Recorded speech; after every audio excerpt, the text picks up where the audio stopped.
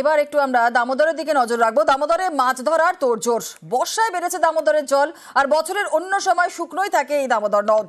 বর্ষা এলে মাছ ধরার তোড়জোড়। দীর্ঘদিন পরে থেকে বেহাল রয়েছে নৌকা সারাই করেই মাছ ধরার প্রস্তুতি। আমাদের সঙ্গে রয়েছেন আমাদের প্রতিনিধি দেবব্রত, বিস্তারিত বলবে। দেবব্রত, দামোদরে মাছ ধরা তোড়জোড়, কি ছবি সেখানকার? একেবারেই সুনীলা, দেখো কথায় আছে বন্যায় কারো সর্বনাশ কারো পৌষ মাস। সোনামুখীর নিত্যানন্দপুরের গেট পারের যে মৎস্যজীবীরা রয়েছে তাদের কিন্তু এখন একেবারে আনন্দের সময়, কারণ সারা বছর তারা অপেক্ষা করে থাকে এই বর্ষার জন্য, কখন দামোদর নদে জল আসবে, বন্যা আসবে এবং তারপরেই সেখানে তারা মাছ ধরবে। একেবারে সারা বছর তাদের যে নৌকো, মাছ ধরার নৌকো সারা বছর পড়ে থাকলেও এই 3টে মাস কিন্তু তাদের অতি গুরুত্বপূর্ণ, যে কারণে সারা বছর কখনো ভেঙে যায়, নষ্ট হয়ে যায়। সেই নৌকো সারাইয়ে ব্যস্ত হয়ে পড়েছেন, কেউ কেউ আবার মাছ ধরতে তোড়জোড় শুরু করেছেন। প্রচুর পরিমাণে এখন মাছ উঠছে রন্ডিয়ার গ্রামে, সেখান থেকে মাছ তুলছে এলাকার যে মৎস্যজীবীরা, তারা এই করেই তাদের সংসার চলবে। একেবারে ধন্যবাদ। নৌকা এই ধরনের কিছুদিন পড়েছিল, পড়ে থাকার জন্য নৌকাটা নষ্ট হয়ে গেছে সারাই করে। এরপরে এই যে দামোদর নদীতে আমাদের জল এসছে, নতুন জল। এখন বাটাই মাছের প্রচুর আমদানি। এখন টুকটাক 2-4টে বাটাই মাছ যা পাই জীবিকা। এটা এখানে বিভিন্ন রকমের মাছ হয়, কাঁচা মাছ হয়, বাটাই, রুই, কাতলা, বোয়াল মাছ, বাছা মাছ, কাজলি, বিভিন্ন রকম গলসা, ট্যাংরা, বিভিন্ন রকম মাছ হয়। না, এখন পর্যন্ত মেলেনি। পশ্চিম মেদিনীপুরের ভোগান্তি ছবি আপনাদের দেখালাম। এবার একটু ঝাড়গ্রামের দিকে নজর রাখবো, কারণ টানা বৃষ্টিতে ডুবলো কজওয়ে। জলের তলায় ঝাড়গ্রামের লালগড়ের নিশ্চিন্তপুর কজওয়ে। টানা বৃষ্টিতে ডুবলো কজওয়ে। জলের তলায় ঝাড়গ্রামের লালগড়ের নিশ্চিন্তপুর কজওয়ে। দেখছেন সেই ছবি। প্রশাসনের তরফ থেকে কি ব্যবস্থা নেওয়া হয়েছে, কি পরিস্থিতি আজ সকাল থেকে? রাজু আমাদের সঙ্গে রয়েছে। রাজু, কি অবস্থা এখন? সকাল থেকে বৃষ্টি হচ্ছিল এবং তারপরে যেভাবে জল আবার বাড়তে শুরু করেছে, বিশেষ করে ভৈরববাকি নদী, দুলুং নদী এবং তারাফেনী নদী সহ একাধিক নদীর জল বেড়েছে।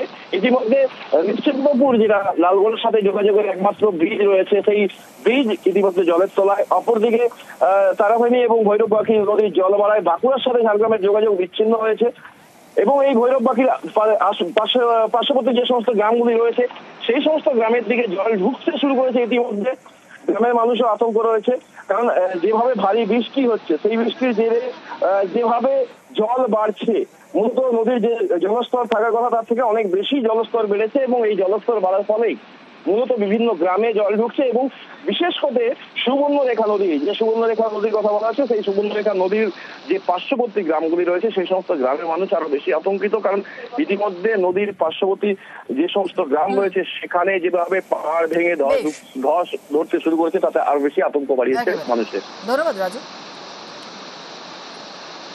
ডিভিসি ছাড়া জলে ভোগান্তি। পাঁশকুড়ায় জল বাড়ছে কংসাবতীর। ঘাটালের রাস্তায় চলছে নৌকা, খানাকুলের রাস্তায় স্রোত।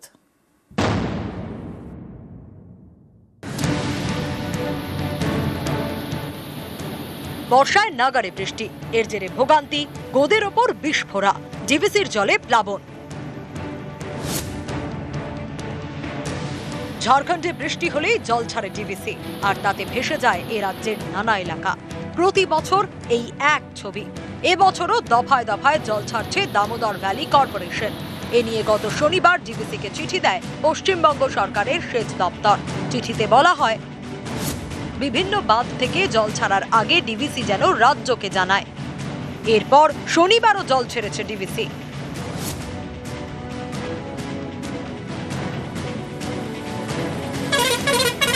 ডিভিসির ছাড়া জলে প্লাবিত, রাস্তায় স্রোত।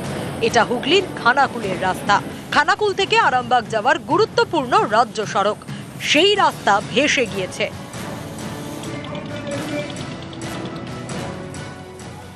কষ্ট হবে না, লেবে পেরোনো যায় না, কিছু নয়। পানসি ডুয়া কি সব ঘরে আছে?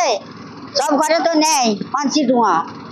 কি করবো, এক গোলা জল পেরে পেরে হয়তো থল লাইনে কোথাও সাঁতুরে সব ডুবে যাবে, লাভবার তো উপায় নেই কিছু। ডিভিসির ছাড়া জলে ফুলে ফেপে উঠেছে রূপনারায়ণ। নদীর জল উপচে ঢুকে পড়েছে গ্রামের রাস্তায়। খানাকুলের অবস্থা খুবই খারাপ। এই মানুষ জলে তলায় পড়ে আছে সব। মানুষ কী করে বাঁচবে? ওখানে মাঠে ফসল নষ্ট হয়ে গেছে সব। আর জল আরও বাড়বে তো। জল ছাড়ছে, এর তো কোনো উপায় নেই। জল তো আমাদের ভিতরে ঢুকে যাচ্ছে। একে বৃষ্টি, তার উপর জল ছেড়েছে ডিভিসি। পূর্ব মেদিনীপুরের পাঁশকুড়ায় কাঁসাই নদীর জল বাড়ছে। এর জেরে ভাঙতে পারে বাঁধ। নদী বাঁধের পরিস্থিতি রবিবার খতিয়ে দেখেন সেচ মন্ত্রী। গালুডি ভরিয়ে দিচ্ছে সুবর্ণরেখা, কংসাবতী, আর ওইদিকে দুর্গাপুর, তার আগে তেনুঘাট, তারপরে পাঞ্চেত, মাইথন, দুর্গাপুর ব্যারেজ, এই দুটো স্ট্রিম বাংলাকে একেবারে স্যান্ডউইচ করে দিচ্ছে, জলে ভর্তি করে দিচ্ছে। তার উপর হুড়হুড় করে একেবারে মেঘ ভাঙা বৃষ্টি হচ্ছে। টানা বৃষ্টির জের পশ্চিম মেদিনীপুরের ঘাটালের রাস্তায় নেমে পড়েছে নৌকা। ঘাটাল শহরের মধ্যে রাজ্য সড়ক, আর সেই রাজ্য সড়কে 1 কোমরের বেশি জল, অর্থাৎ এখন জলযান কিন্তু নৌকো, আর সেই নৌকো দিয়েছে পূর্ত দপ্তর। ধীরে ধীরে ধীরে ধীরে বেড়েই চলেছে। আমরা তো এমন জায়গায় বস করছি যে জল যেখানে যা ছাড়বে বা বৃষ্টি হবে এখানে বন্যা হয়ে যাবে। জল কবে কমবে বলে মনে হয়? এখন বোধহয় পুজো পর্যন্ত চলবে। নিউজ 18 বাংলা। আর এক ফোনে বাংলা এবার আমাদের নজর রাখতে হচ্ছে ওয়েদার আপডেটের দিকে। টানা দুর্যোগে দুর্ভোগের আশঙ্কা। 3 দিন ভারী থেকে অতি ভারী বৃষ্টির পূর্বাভাস রয়েছে। বুধবার পর্যন্ত দক্ষিণবঙ্গে ভারী বৃষ্টির সতর্কতা রয়েছে। কোন কোন জেলায় ভারী বৃষ্টি হতে পারে, কি বলছে আবহাওয়া অফিস? আপডেট নেব। আমাদের সঙ্গে রয়েছেন আমাদের প্রতিনিধি বিশ্বজিৎ সাহা। বিশ্বজিৎ, কি বলছে আবহাওয়া অফিস?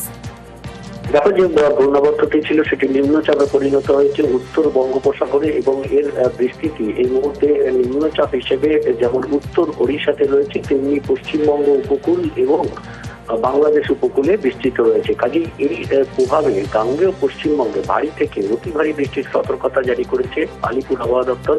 মৎস্যজীবীদের আগামী 24 ঘন্টায় সমুদ্রে যেতে নিষেধ করা হয়েছে বাংলা ও ওড়িশা।